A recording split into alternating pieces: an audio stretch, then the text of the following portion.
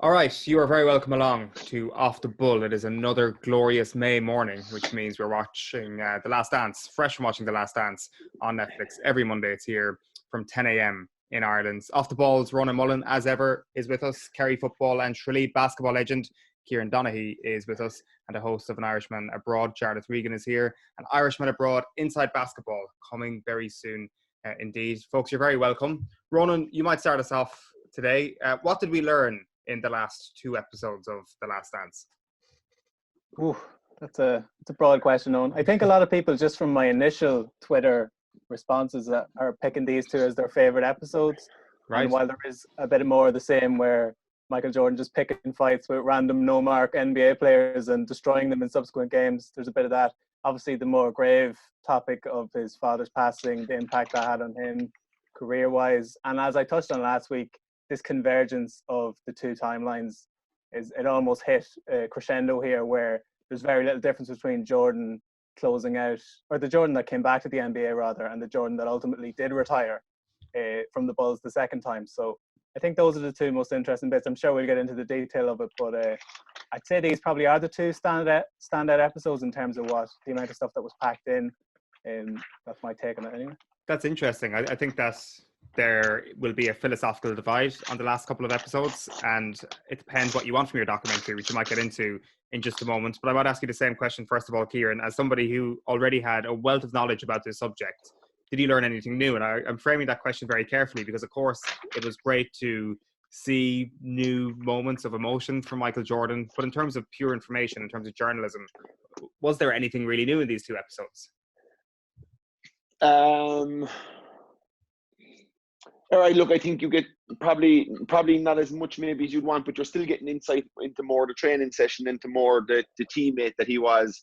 You know, I think more explanation on it. We kind of know what the teammate he was at this stage, but I think you're getting insight from fellas who, like even Will Perdue, who said he was a jerk and that he was, you know, didn't like him. But when now realize that he was a brilliant teammate and that he was driving them to get the best kind of out of himself. But you know, I think my favorite sequence of the whole show was in this one, just about, you know, about the way Jordan talks about himself at the end of episode 7, where he's kind of like, you know, they didn't endure what I had to endure when he had the injuries, when he was trying to get through the Pistons, when he was trying to get through all these guys, you know, and he kind of just says at the end, look, it is who I am, you know, it's my mentality, it's how I played the game, and if you don't want to play like that, you know, don't show up, because he knew what it took to get to the top, and he had the time out. So I think he already had the recipe for success, and to see that was nice at the end of the episode 7, where you see the guys, you know, he had these the way Steve Kerr showed up to him and the way Jordan respected him more after it, I think was pretty good as well. So yeah, I look again, I love the two episodes. I love the way BJ Armstrong, he was going back at old teammates from the first 3-peat season, which was something new, going back at Horace Grant, going back at BJ Armstrong. You got to see him go against these old teammates, and how if any of them ever celebrated over the top by beating him, he always had the answers. Well, let's get into this moment at the end of episode 7, then we'll come back to BJ Armstrong on that episode. The end of episode 7, Jarlath, Michael breaks down. He has definitely his greatest show of emotion, I think, at any point in The Last Dance. Like, of course, he is a very famous meme for crying in the first place, so it's not the first time we've seen Michael Jordan shed a tear. But it is interesting that this is the moment where we do see the raw emotion from Michael Jordan when he's talking about the demands he placed on his teammates. Yeah, I mean, what was he crying about? That's the question. My question was, why are you crying? Like, why is he, what brought the emotion there? And the only thought I could have is that he misses it. I mean, if you are someone who is that motivated, and as you say, there's a certain amount of repetition in the two episodes over exactly how driven he was, exactly how much he concocted slights to motivate himself, exactly how hard he worked, exactly how much his father meant, and how Jerry Krause was not someone that he was very fond of. He's gotta miss that competitive thing. And when he talks about those guys and how he got there, they really got that final question of whether victory and success on this level requires sacrifice of the title of nice guy. And I thought that final sequence, as MJ montages go, was as good as it gets. And, you know, I got the goosebumps when I watched it, and when his throat went and he said, "Let's take a break there," it was probably the culmination of all of what he's being asked to dredge back up, all of this stuff. In terms of what's new, the biggest thing that was new for me was he had a master plan. He had a master plan in 1992 to play baseball. This wasn't, my dad died, do you know what I'm going to do to honor his memory? No. Before the Olympics, he knew, I'm going to shock the world. And I did not know that. I really didn't know that. And I probably think the newest element of information that I was dying for was exactly how much of a prick he was in practice. And probably they've skimmed the top of it. What were the worst names we heard were Fathead. There was a B word. There was a dumbass. And there was an MF. That's terrible. Oh my God. How did them try to survive that, Jarlath?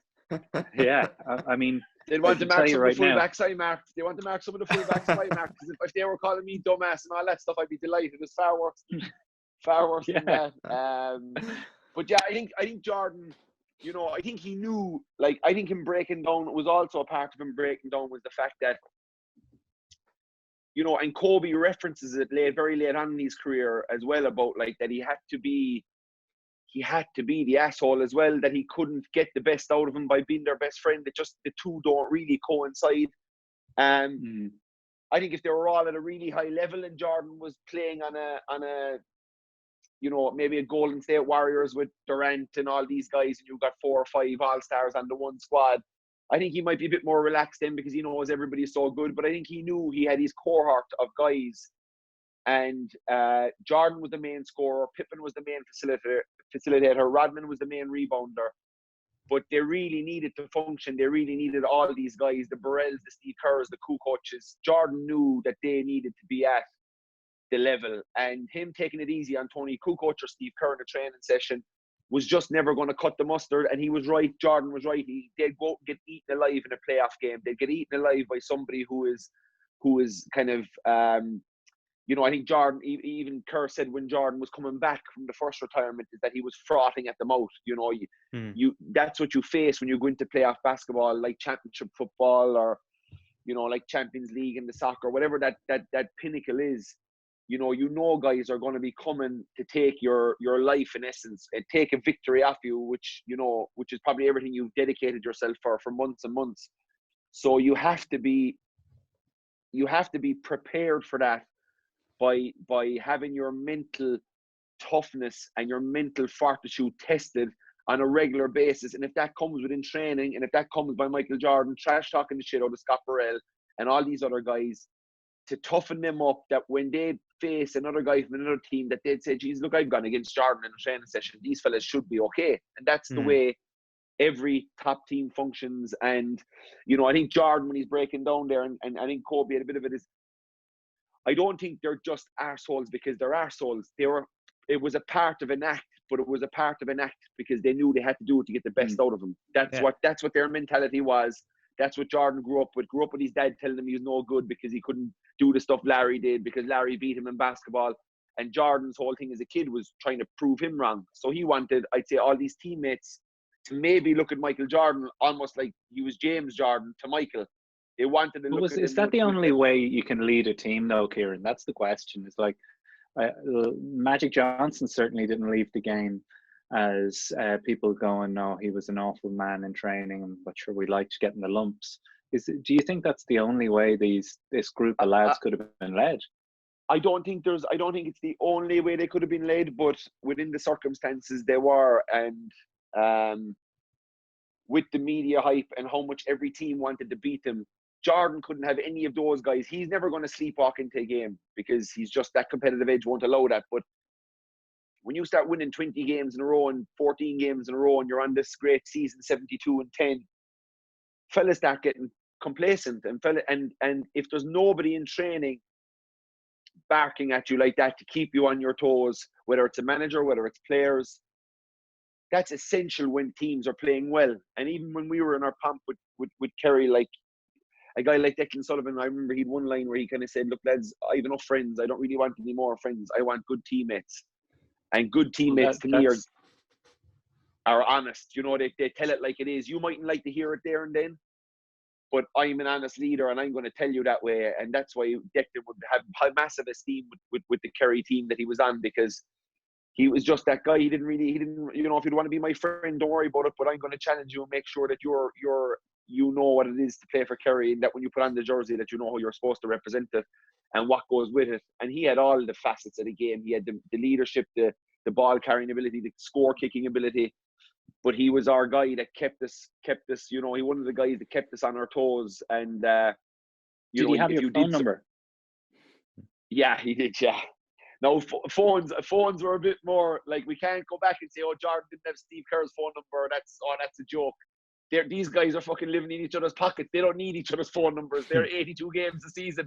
I wouldn't have Declan Sullivan's phone number if I was playing 82 games a season and living with him 10 days at a time, weeks on end. So I think so that didn't get to you at all, because I remember the whole Roy Keane thing about not having phone numbers. So when he said, I rang the Berto Centre and got Steve Kerr's number, I was like, that did kind of make me go, oh, you don't have Steve Kerr's number. No. And he always refers to Scott Burrell as Scott Burrell. He never calls him Scott. It just, I thought that was weird. I wonder if the tears we saw at the end of episode 7 is guilt for Michael Jordan in a certain way. Did he want to have a closer relationship with some of these players? Does he now look back with the sort of nostalgia that would have made him weak in the 1990s, the sort of nostalgia that informs him that Steve Kerr should have been his friend, or should be his friend, or that Scottie Pippen should be his friend, or that all these guys of that era should be his buddies, which is something he can think now when he's not a teammate of all of them. Like, it's not a winning mentality to think that way, but it's probably something at this removed where he's thinking to himself, God, I was a bit of a dick to all these guys, but I was a necessary dick, and I needed to be for us to win 6 championships. I think it's just a welling up of grief and a welling up of the responsibility he had to. Do you really play. think that? I do, and I don't think it's. You think that Michael Jordan doesn't think friends come and go, championships are forever?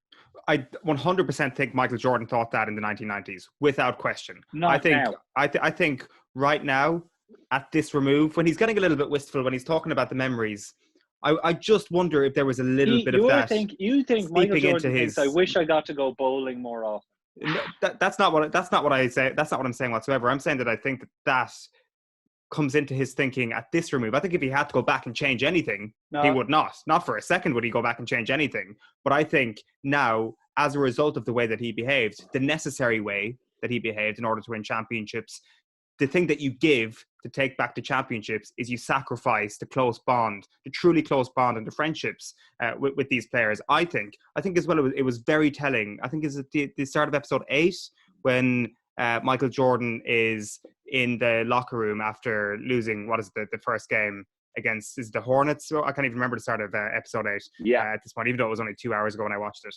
And he's like, that's only one game. It's only one game. It doesn't matter.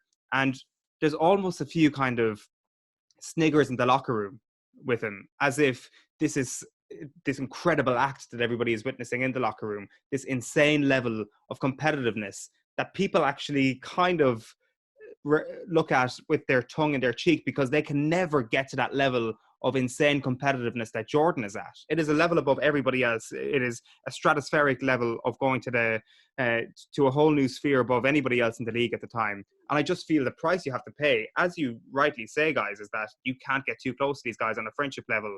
But maybe down the line, when you're an old man with your cigar and your tequila and you've got ESPN around to your house, that might just tug at your heartstrings. No, I think you hit the nail on the head there, Owen. It's just his acceptance that it was a necessary evil, and once again, if he had to go back 22 years, he'd do it all the exact same way, but just kind of, it was a sliding doors moment in his life where it was like, yeah, I probably could have been nicer to those guys, but this is the way it was. And whereas I think that was sort of innate in Jordan, the Kobe Bryant one, because Kobe's my guy and I love Kobe Bryant, but like he modeled himself. It was Michael Jordan by numbers. It was as if he got the Michael Jordan playbook and just ticked it off one by one and sort of harbored this competitive spirit.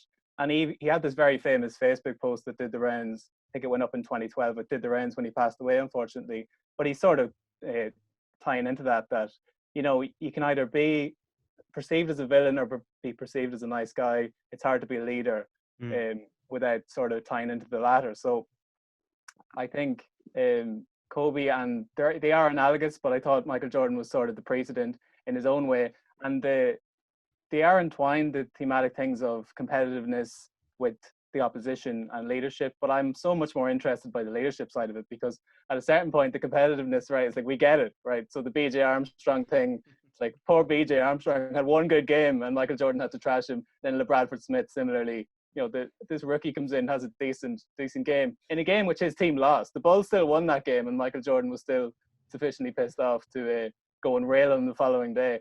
And then by the time it gets to George Karl in episode 8, where he walks past Jordan in a restaurant and Jordan's like, oh, I'm going to stick it to his team tomorrow. It's like, right, okay, we get the message.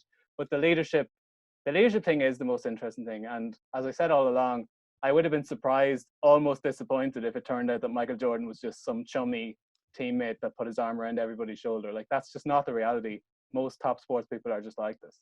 No, it's interesting that you mentioned the sort of couple of instances that we've got in quite close quarters over the last couple of episodes of Michael Jordan getting trash talked to, and I put that in inverted commas, or somebody trying to say that they were as good as him and then sort of responding with a huge game. Like, it's almost like I've kind of typed it out here in like 6 or 7 bullet points, the formula of how Michael Jordan is taking down opponents in this documentary. So first of all, you get a talking head of any point guard in the league. Then you get a bit of a footage of the rivalry between Jordan and said point guard. Then Jordan says something along the lines of, he thought he was as good at free throws as me, or he's better at pitching coins than me, or something like that. Then it goes back to the point guard and he's like, yeah, I once scored 2 points for 400 attempts against Michael Jordan in the second game of a regular season game, or something totally insignificant. Then it cuts back to Jordan and he's like, the music builds, really pissed me off. Boom. Massive montage, explosion, pieces of Isaiah Thomas go flying. There's an iPad passed here and there, and that is an episode of The Last Dance. I can't even keep count of how many of these collection of instances that follow that exact formula we've seen over the past 2 episodes alone. Yeah. No, the LeBradford Smith one in particular, where they kind of admit that was totally made up, and I'd say that's one of dozens, if not hundreds, of fictitious gripes that Michael Jordan conjured up for himself. But I don't know. I just think the directorship was interesting. Like Jarlath mentioned the bit where Michael Jordan says break, and even Jason Hare, who's taken a little bit of stick in the last couple of weeks, like that was a nice little thing to leave in. And the bit at the very start where Jerry Krause is having his press conference and someone accuses him of breaking up the Bulls, I think was the quote, or backstabbing, sorry. And Jerry Krause storms off, and they just leave in a little bit of a reporter saying, nice one, Craig. He's going Craig. So there's just little bits like that, and even there's a Craig in everybody's life. Yeah, and then at the end of episode 8, where Jordan's weeping on the ground with the ball in his hand after winning the championship, and you're like, that's the end of the episode. And then it cuts to the little bit with the Pacers, where I think it's Reggie Miller goes, you know, I'm going to retire Michael Jordan, and that's the end of episode 8. So Jason Hare did a good job here. You know, he hasn't got the whole ballpark to play with. I'm sure Michael Jordan has put some strictures on him, but I think he's done a good job at what he's got. I think he missed one big question. I thought that he dropped the ball in relation to Scottie Pippen and this stain on his career of quitting against the Knicks when the plays drawn up for Tony. We hear of Cartwright's speech, the tears. Scotty apologizes. And then we cut to Scotty's interview and he goes, but I have to go back. I'd probably do it all the same again. What? Yeah. Sorry, what? Why? Hang on. Well, stop the episode for a second. What do you mean you do it all the same again? It's the worst aspect of your career. It's the stain on your name. It's when I wear a Scottie Pippen jersey, people go, should have took the court, should have threw the ball in. Just because you threw the ball to Tony doesn't mean that you're not the number one man on the court. Like it really, I thought Horace Grant's the MVP of that episode when he used the phrase Twilight Zone. When Scotty did that, and as Mike said, he'll never live this down. And to go back to him and go, I'd probably do it all the same again. What? I just was like, Jason, you have to ask why. Why would you do it all the same again? Your life has been irrevocably changed because of that decision, and you're going to stand over it? I mean, it was a sulk, though, wasn't it? Wasn't it a sulk, though, more than anything else? Like the notion. I think he thought Tony was going to miss it. I think he thought they were Jarlath, going to overtime. Tony Kukoc is the guy Pippen said wouldn't play in the NBA 2 years previously, and now all of a sudden he's taking the ball out of his hands. That's what I mean. That's what I mean. I think he was just pure. I think it was a pure sulk rather than him quitting. I think the narrative that he quit, quitting is when you're down 4 with a minute to go and you don't go back in. That's more quitting to me. This was 1.2 seconds. You're throwing it out of bounds. He just didn't take the floor. He sulked. He said, "I should be taking the shot, not him. I'm not going back out there." This was nothing to do with, I don't want to go out and win the game for the Knicks or against the Knicks. This was a pure sulk. And I'd say that's still quitting, though, Kieran. That's still quitting. Technically, yeah, but it was more of a throw the ties out of the pram to me than quitting.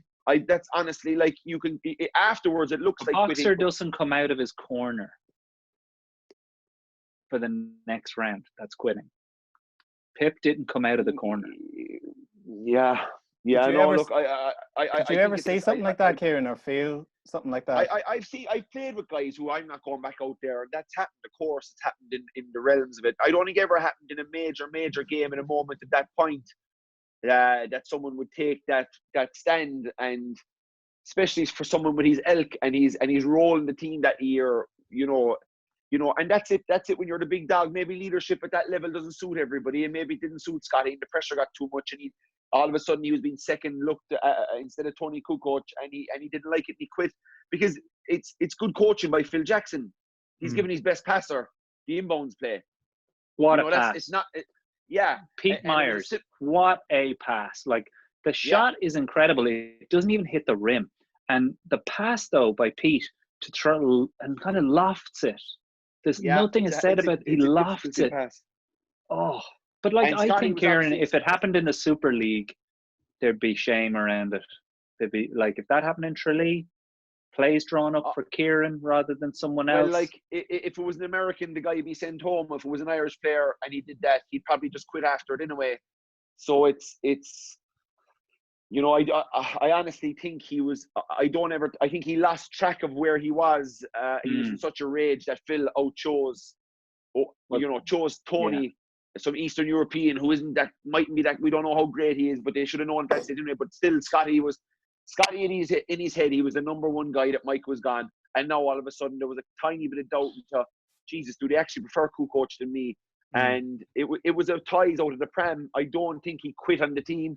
I think he threw his ties out of the pram, and as an effect, it may have resulted in him quitting on the team. But I think he was sitting there not going, fuck you guys, I hope you guys lose, I'm quitting on you, go out there and beat New York, I'm not even going to play. What happens if he misses the shot and it goes to overtime? Well, I think that's what Scotty thought was going to happen.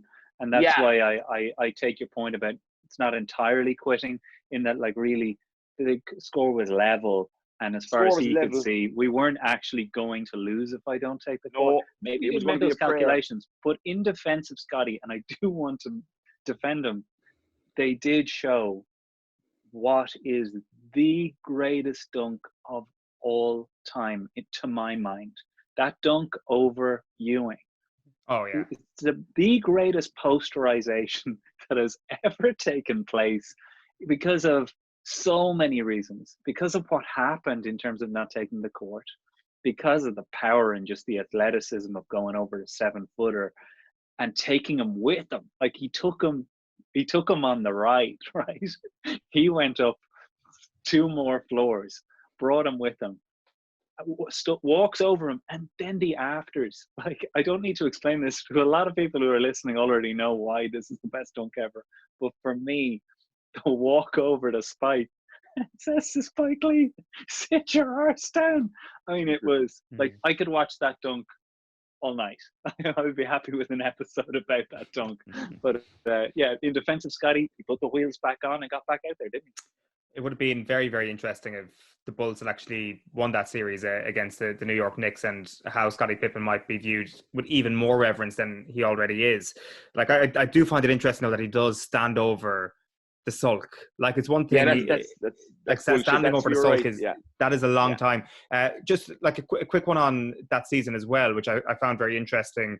Was I can't remember who the exact quote was, but they said that the triangle was run to perfection without Michael Jordan there. It's only natural. You take your talisman away from the team, you're going to depend way more on coaching and way more on what your actual plan is. I dare say that if there was to be a tactical breakdown of one season, that Chicago Bulls era without Michael Jordan would be way more fascinating on a tactical level than Chicago Bulls with Michael Jordan. I wouldn't agree with that, no. I just mean as a case study. I know it's a case study, but they still didn't win the championship. You know, they still won more games 2 years later when Jordan was out there running the same triangle. I'm not saying it's more effective at all, or that it was a better. I'm talking as a pure exhibition of tactics. Without Michael Jordan, they had to depend on the triangle a lot more. Yeah, of the triangle. Sorry. That's the season you show. Scotty still averaged 22 points, 8.7 rebounds, 5.6 assists, 2.9 steals. Led the team in every category. But the triangle, like, it had to work to perfection, essentially. And, you know, again, in defense of Scotty, as they all kept saying, he was the arm around the shoulder captain of the team. And, you know, that nearly worked. Probably not, you still miss that, you know, and that shows you the difference between the two of them, like, is, you know, that triangle is great when it works and when it's breaking teams down, but when it doesn't work and things aren't working or breaking people down, that's where you threw the ball to Jordan and he was going to get you a basket. And, you know, as much as great coaching has and everything, it just shows you that great coaches always need the players. You look at any great coach, you see the players, which is why they obviously most of them end up winning championships. There's a huge collaboration there. You very randomly hear great coaches with very poor teams that don't win. And it was Phil. He's the guy who wrote his autobiography. Said it was his best season as a coach, which goes to prove that his triangle offense is a great method with or without Michael Jordan. But to be the ultimate team and to be that team that wins 3 in a row back to back times, Jordan, it just shows you how much of a different level the guy is, because the way he delivers in the triangle and what he creates for others out of the triangle is better than everybody, probably bar Kobe, but those two certainly knew how to dissect it, as well as being able to take it over individually when needed.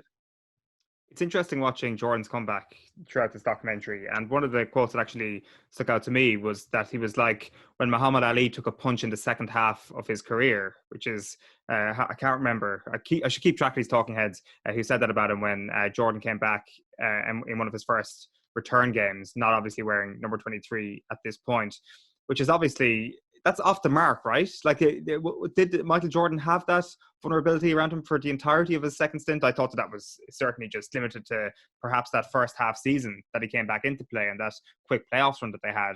I certainly felt that there was an invincibility to Jordan again once you get to 97, 98.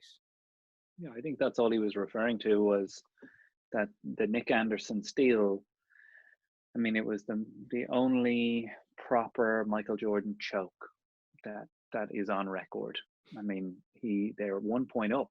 I mean, he can barely keep the ball past halfway. It got knocked away from him on the inbounds, and he loses track of his defender. I mean, it's rookie stuff. Like, you keep an eye on the guy marking you at all times. Peripheral vision. You head up. You're able to dribble the ball well, and he is panicking.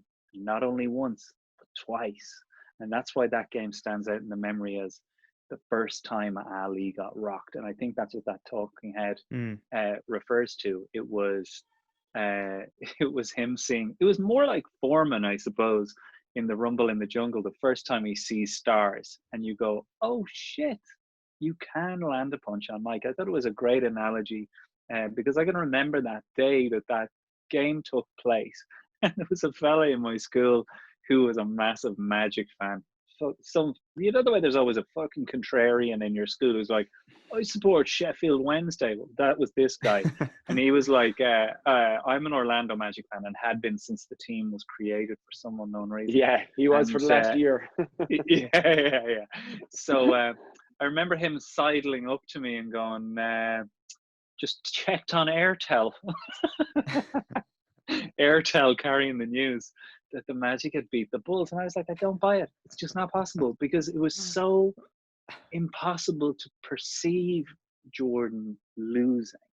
If you think about it, he gets to the finals, you do not beat him. At that point, his return was a case of the jubilation that captured Chicago and basketball was, Ali's back. I mean, the rightful heir is going to return to the throne, and that was humiliating. You could see it in that timeout that his world's crumbling around him, and it becomes the motivation for what comes next. Yeah, I love the way he tells your man in the gym, "Oh, let me know when you want me to see me during the summer." He's like, "I'll see you tomorrow morning." Yeah, second goosebumps moment. Yeah. How big Tim a factor? Grover, Sorry, Tim go on, Grover Ronan. nearly broke down in tears as well. That was the second tear duct moment. For some reason, his personal trainer is on the verge of tears. But physiologically, the transition from baseball to basketball shouldn't be underestimated. I'm sure it's a totally different ball game. No pun intended. Like it's a totally different body shape required here, and I'm sure the transferable skills of basketball and Gaelic games meant you could probably do the same training more or less for both sports. But this is a guy who was going from like short, sharp bursts to endurance and speed. You know, it's just total contrast. So it's no surprise that it took him a while, not to mention getting his touch back in that first season back, because it wasn't like that initial team when running the triangle with Pippen as number one on the team. It was grand. It was scoring by committee, and it was going fine. But then that season where Jordan came back, they were only okay. Like they were about a 500 team, slightly above.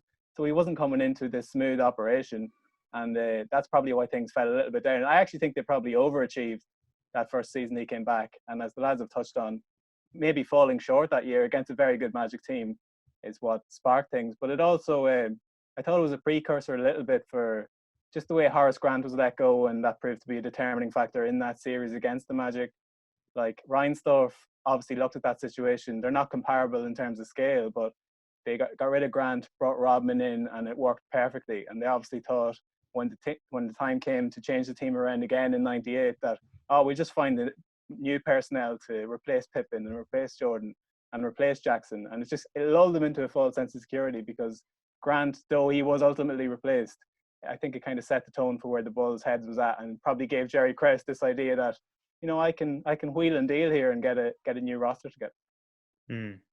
Yeah, that I presume Reinsdorf and the coach saying that, you know, I knew he kind of my idea of his whole baseball journey, because whatever about like Jarlath, we were getting the scores of the basketball games on Airtel.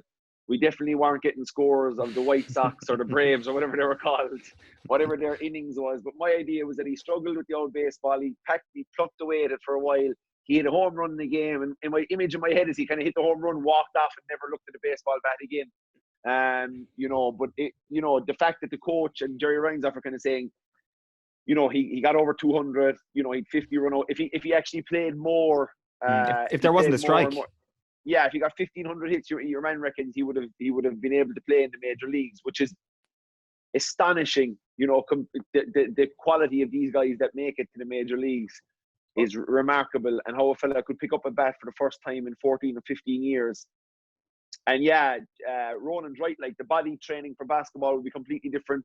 Baseball, it's like the golf guys, what they practice is all core. You see, every exercise they showed in the montage was core based nearly. You know.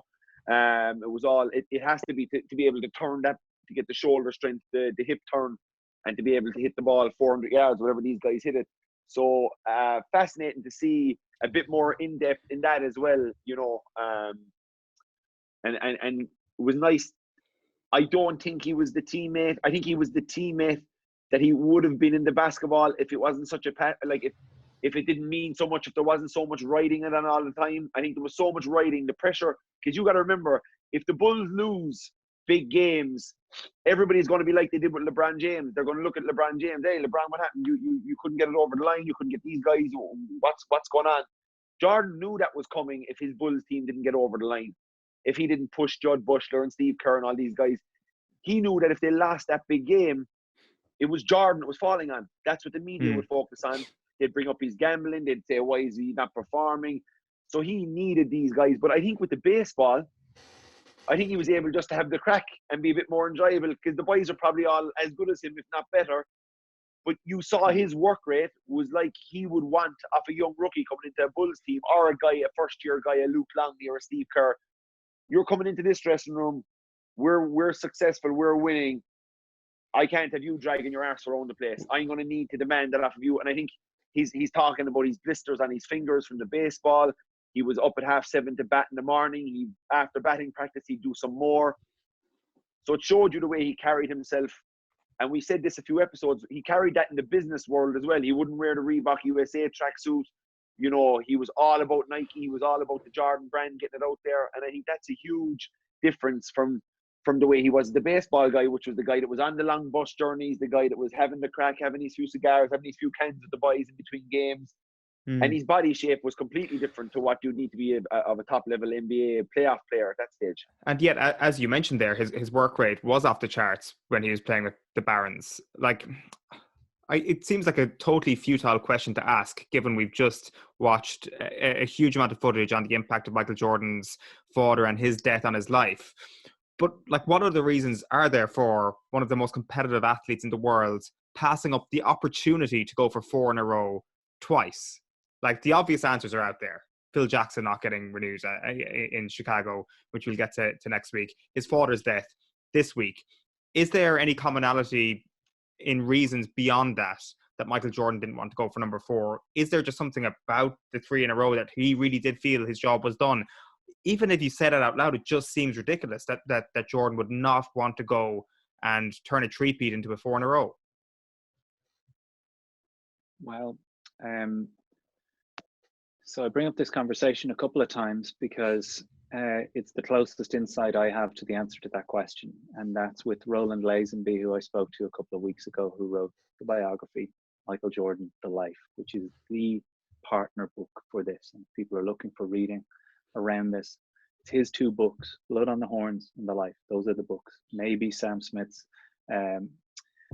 Jordan Rules. But he said that when George Mumford, the sports psychologist, came to see the Bulls and see Jordan up close for the first time, it was post-retirement. And he watched him go as hard as we're seeing him go in training, refusing to lose any of the drills. Like, even in this episode, we could see they're running suicides, and he's not going to lose a suicide run against anybody. And Mumford is impressed, and he's like, yeah, he goes really hard. I can't wait to see what happens when he lets down. When does he release? When does this valve get let off? And he watched it and watched it and watched it, and eventually came to the conclusion, it doesn't. This is how hard he goes all the time. There's no breaks. And there, you say there's repetition in these episodes. I think that's to bring us to the understanding of he drives himself to break down twice. 93, 100%. 98. He's at the verge of a breakdown because no human can sustain that level of exertion without performance enhancing drugs, which he definitely wasn't taking. And the outcome was 2 early retirements. He just couldn't. And I think that's what our final 2 episodes are going to bring to light. You can say, wow, look at the drive, look at this. He motivated himself. He engineered all these things to keep going. But that straight line level of intensity, unsustainable. To walk away at the end of this, it has to be the exhaustion that they talked about, and how close I wonder he came to breakdown. Because Kieran, when you talk about him being cracked in the baseball, I mean, that's him drawing breath, clearly. Yeah. I mean, he referenced it in episode 1. I took a short vacation in baseball. That's how he sees it now, with a bit of dust settled. A little before going again, getting 3 more. He was killing 2 birds with 1 stone as well, because I think he was following on from his dad's wishes. So he had peace of mind up here. He was doing something that he loved doing. He had a completely new challenge. You know, people say he wasn't going to hit a ball, and, you know, all of a sudden he's out there hitting, and, you know, he's doing well, and the strike happens. And then he calls up BJ Armstrong and says, okay, BJ, what are you doing today? You know, we're doing Mike, we're going to practice, so I might pop along. And as Jarlath says, that was him plugging out his iPhone at 100%. He was ready to go. He wanted more, and he wanted it now. And that first kind of 3 or 4 months was just that the body just wasn't ready for it. As soon as he met his coach the morning afterwards, the plan had been hatched to get his body back in basketball shape. He references about the shoulders, you know, that they were probably used to being in a hunched over position all the time. And he had to get a lot of stuff right in his body. And once he did that, he was able to, the energy was there to do it. But precisely agree with Jarlath on both counts, is that at the end of 93 and at the end of 98, this guy couldn't keep up that level of insatiable desire to win and to prove people wrong. He's making up stories to prove people wrong. Yeah, making you it know up. what I mean? That's how much the guy is driven, and you know, and also running out of reasons. Oh, running, but he never ran out of reasons. George Carroll passed him in a restaurant. He's like, "Fuck you, George Carroll. I'm going to talk to your team for the next 2 weeks." I looked up LeBradford. LeBradford. What was his name? I've heard that story before. LeBradford. Yeah. LeBradford is now the minority owner. Yeah, he's the minority owner of about 14 shops, and he lives in Kentucky. And he said that on the night of that game, that he had that great night, he said, I deliberately knew that if I said anything to the press, Mike was going to use it. So he said, I showered and changed quickly to get out of the building to avoid giving him any gas for the fire. It didn't matter. He was going to make it up anyway. I just think that's hilarious. But like it is psychological exhaustion as much as physical exhaustion, just on those points you're making, that he was as amped up for a training practice or a game against the Clippers or whoever the bottom team was at the time as he was for Game 7. You know what I mean? It's just he's always that amped up, and it would make you wonder how he'd get on now with pitch counts or the done thing and load management, and the way Kawhi Leonard, who's everyone loves Kawhi Leonard, but he can basically compartmentalize it and be like, right, I don't really care about the regular season, but once it gets to the postseason, I'm on.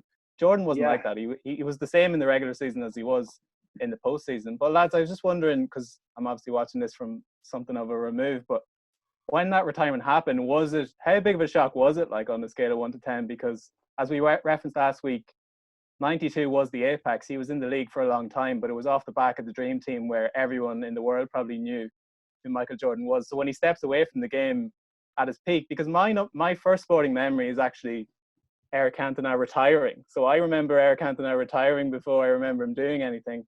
And obviously a huge profile figure with Manchester United, but not on a Michael Jordan level. But just the fact that shook the world of football. So I can only imagine what the greatest athlete stepping away from his sport in his prime must have done.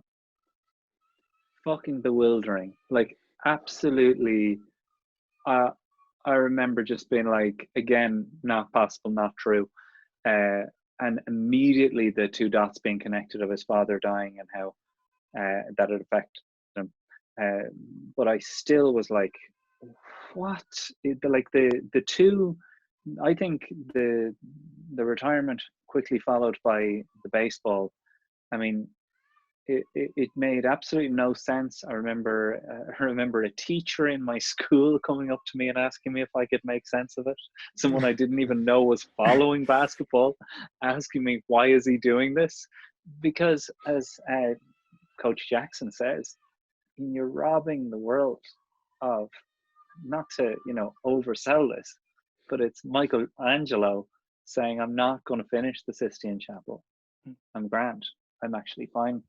And he robbed people of that. And I remember not being sad about it, but just because I was so in love with the game, still am, but at the time I was falling in love with it. It was like a full on kind of crush. It was all I thought about. You know that feeling, lads, when you're in love with sport at 13 years old. To have Lionel Messi or Ronaldo say, I'm going to play tennis now, it's a bit of a fuck you. And I was a bit like, you're taking the piss now. Like, I remember a lot of lads were like, that's nonsense. Like, that's just nonsense. I mean, because we were a little bit further removed because of the lack of internet in Kildare at the time, you really couldn't get access to any kind of journalism on it. So all you were hearing were these little bits, and then this Sports Illustrated piece really maybe drives home that kind of bizarreness of it. The Sports Illustrated piece taking down his baseball career, or the one when he finished his basketball. Yeah, that's interesting. Like there's a separate conversation in Jordan and his relationship with the media, actually, isn't there? That he kind of says in this passage in episode 7, all you got to do is come talk to me instead of publishing this piece. Just come talk to me. Whereas in previous episodes, we see him being a tyrant in the huddle, controlling the narrative. People asking him questions about Scottie Pippen's future, and he's like, I'm not going to talk about Scottie Pippen's future. I just want to talk about the game. And then another reporter's like, so what about the game? And he's like, that's right.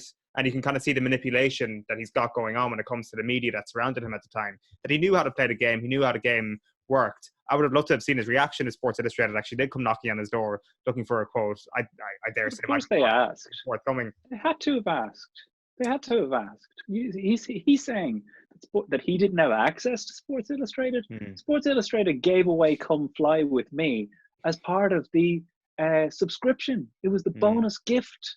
And that was one of the things I imagine that would piss him off, was this is a magazine that sold millions of copies with his face on the cover. And now the first time he shows any signs of being human. And to me, that's the takeaway from the baseball thing, which is a totally separate subject. But the humanity of him trying and failing at a thing when he was so squeaky clean and spotless and unshakable is, in hindsight, kind of a good part of the story. I thought so too, just the idea, though, that they would sell that many magazines and then sell them down the river when he first starts to struggle. I mean, even that picture on the cover, such a horrible picture of somebody missing a baseball. They should know better too, because whatever clips we got and to answer Roland's question, like you, I was just completely in shock. Because as you said, we weren't getting anything, only the fact that he'd gone. No, he's playing baseball, so that's all we knew. We didn't have any other kind of real insight to why he was kind of stepping away from the game. But like the way his what I like the baseball part in this part of the series, because I love that vulnerable Jordan just trying to work so hard to get any type of joy out of it. I like, you're right. He's normally so squeaky clean. I loved seeing him having to work at that. But my point is, Sports Illustrated and the rest of the media should have known, because the press release that I heard, or that I heard most of, was, I'm stepping away from the game of basketball when you lose the love for something and you want the new start, and whatever that sequence of lines was. He says something new and he goes, I'm not going to say I'm going to close the door. Like, I never heard that part of the press conference really before. He says it in the press conference with Ryan Sort and Phil Jackson. I'm not going to obviously fully close the door, which was a clear enough insight that what actually, when you look back and look at this now, it was a break. He was on a baseball vacation. He was taking a break from the game of basketball. He was probably always going to come back. We were on a break. Yeah, we were on a break. Sports Illustrated should have known that. It should have known that. But he's a bit like Alex Ferguson when it comes to the media. I'll talk to you all day once you don't say anything bad about me. And I think that's Sports Illustrated are the Rachel, and baseball is the girl from the copy store. Lads, I want to get conspiracy your. Owen, sorry, the conspiracy that is addressed in the documentary, which I didn't think they'd go near, was the whole thing that actually David Stern had suspended Jordan for the gambling infractions, and this was like a quasi suspension, basically asking him to step away. And the fact that Reinsdorf continued to pay Jordan that paltry, was it $3 million a year contract while he was out playing baseball. So that conspiracy still alive and well. And Bill Simmons had a quote in his book of basketball, was it 12 years ago now, just around Allen Iverson, when Allen Iverson had that discipline problem with the album he released and had some unsavory lyrics in there. And basically there was a conversation to the effect that David Stern implied to Iverson, you saw what I did with Jordan, don't make me do the same to you. So like that smoke has been around for a long time, but they kind of dispelled it in this one. And my take on it is, like, it'd be too difficult secret to keep, wouldn't it? Just the only people in the world that could know that would be Jordan and Stern, really. I think your man's answer was the best. I can't remember which one of the talking heads know, but he just said, how can I put this to you? It's bullshit. And it is bullshit. It is bullshit. It had nothing to do with David Stern. David Stern would never, no, even if Jordan did commit the crime, David Stern, I think one of them say he's such a capitalist, like he's not, Jordan was just too big at that time to say, look, listen, go away for 18 months and we'll say you're quitting, you're going playing baseball. I fail to believe it. When you watch this documentary and you hear more of the teammates and you see more of the footage, you just see how wrecked he is at the end of 93 and 98. And Ronan's right. It's not just the physical torment of it. It's the mental anguish. It's being the bad guy at training all the time. It's driving fellas constantly. It's never taking a play off, never taking a game off. I was looking at some stuff 2 nights ago there, just doing some research into, around the Knicks and the Bulls series at that time, because I knew these episodes were coming. I wanted to see a bit of stuff in it, but to see where he's like coming, where what his ideas are, is strange at times to me, like, but he has to do them things to get him to those angles, and he had to treat the teammates like that. I fully believe he told himself all of that, that he had to be that guy and that he was okay with all that. And then you have the cranky moments where he punches Steve Kerr and he hits Will Perdue, and as we explained a few weeks ago on the pod, them things just happen in training. The fella's cranky, he's lost a few games, someone says boot him, and there's a bit of a dust up. But I like the way himself and Steve Kerr rectified that too, in the end. And Steve said he'd more respect for me after that, and that Jordan and himself had a much better relationship after that. And it just shows you that them little moments can often bring a team together. And you often hear it about championship teams, is that famous day where we went at it in a training game, or there was a trial game here, or there was a trial game there, and you're brought to that level. And it's I really enjoyed Steve Kerr and Michael both telling that story back to back on each other, with little guys. And also you could see how one of those two men moisturizes and the other doesn't. Steve Kerr is a lesson in how much coaching ages a man, because he is like a prune, man. There can't be too much stress coaching that Warriors team, for God's sake. I know, you would think. It's all right? from the last year. But, yeah, maybe it was the HD, but Jesus, he is lined up. Just on that Steve Kerr, Michael Jordan beef. Afterwards, Michael Jordan says, "I just beat up the littlest guy in the court. I felt this small." Now, Michael Jordan, again, calling bullshit on this week, and double standards on your dislike for beating up on people who are quite short. You had no problem on the psychological bullying, the systematic psychological bullying of your superior Jerry Krause, who was even shorter than Steve Kerr. Since when is height anything to do with the amount of respect that you should be showing to somebody? So, in defense of Jerry Krause, I'm calling BS on that justification. My takeaway from this pod in the last 4 weeks has been your love of Jerry Krause. Jerry Krause is the man. You've gone to bat for Jerry Krause big style. So I hope the last 2 episodes don't disappoint you, because I've heard some rumours that he doesn't cover himself in glory in 1998. Everyone once mentioned that Jerry Krause is dead, and I do want to be the one to raise that, given that I was responsible for that gaffe in episode 1 of this series, forgetting that he was dead. But I like it. You'd be forgiven for thinking it, watching it, because no point do they reference, or when they put his face up, do they show the timeline of his life? I don't get it that Kobe's the only person that they will reference as dying. I mean, another death they left out was Scotty's father died during that playoff run in, was it 1990? And a lot of people attributed that death of his father during the playoffs, with Scotty's migraine game, the amount of stuff that he was going through. But that doesn't get a reference either. There's a few things that are really missing. Along with that question of Scotty of why would you do it the same way again, there's no exploration of Space Jam and the problems with the plot in Space Jam. How it was such a bizarre movie. They didn't ask Mike once about putting his shorts on backwards on March 19th in 1995. I mean, Mike puts on his shorts. If ever there was proof of how scared everybody is of Michael Jordan, it's the fact that he put his shorts on backwards nobody could fucking say it to him for fear he boxed the head off them. That was an amazing moment for me that should have been Could we have referenced 30? a bit more. Could we have 30? Could we have had 30 episodes of this? Yeah. Like there's no I think question. I think there's so much being just touched on. You know, just touching in this and touch. It feels slightly rushed to me that we got from you know where we did in the start of episode of 7 to 8. Like, you know, it's an awful lot scanned over, and Definitely. I really think in hindsight, like, you know, Focus there on has less, to be- maybe actually delve into less backstories.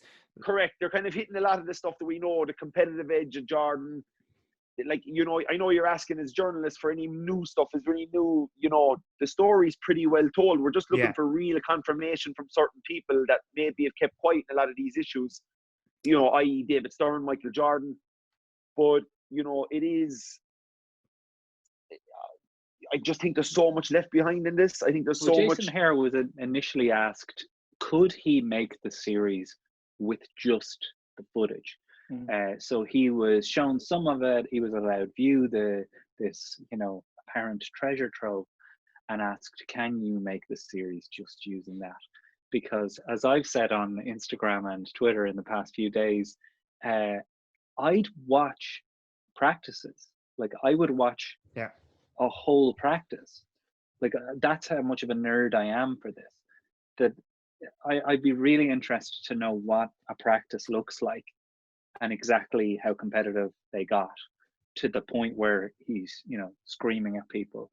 But he said no. He said no. We, in order to explain the concept of the Last Dance and how we got to that point, we needed all those backstories.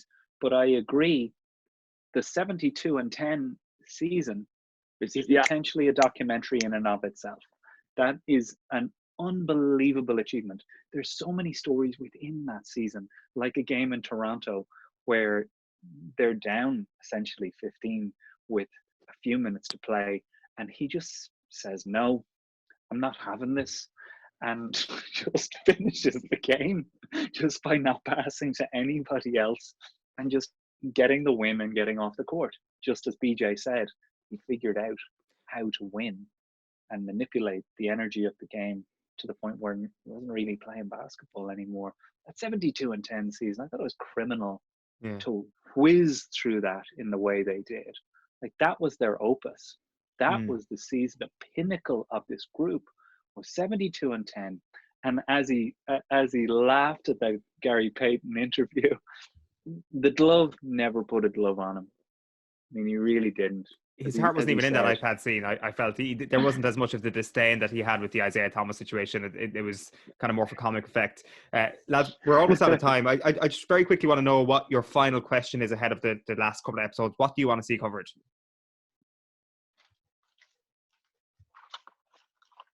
Jarlath, do you want to kick us off? Yeah, I'll go first, definitely. Well, there's a few fashion questions that need to be answered on straight away. There's the double denim question of that pitch at that baseball game. Double denim outfit, full on, matching shirt and trousers. That needs to be asked. Is Jerry Krause, in fact, the American John Delaney? That needs to be asked as well. In terms of unanswered questions, I mean, we haven't had any discussion of the matchup with Stockton and Malone. That's coming next. That's coming, obviously, Utah and the Bulls. This next episode, and as it's been teed up, the Pacers are the ones that came the closest to knocking them. They brought them to a Game 7, and this is a riveting series. Again, I'd watch a documentary just about that. I'm most interested in knowing the inner workings of that series and exactly how close they came to blowing it all. Kieran, what are you looking forward to, or what do you want to have answered? You know what? I'm not too worried about what I want to have answered, because I want to look at the last 42 seconds of the Last Dance, of that game against the Jazz. I really want to see the Bulls player touched the ball for the last 45 seconds. They went from down 3 to winning the game.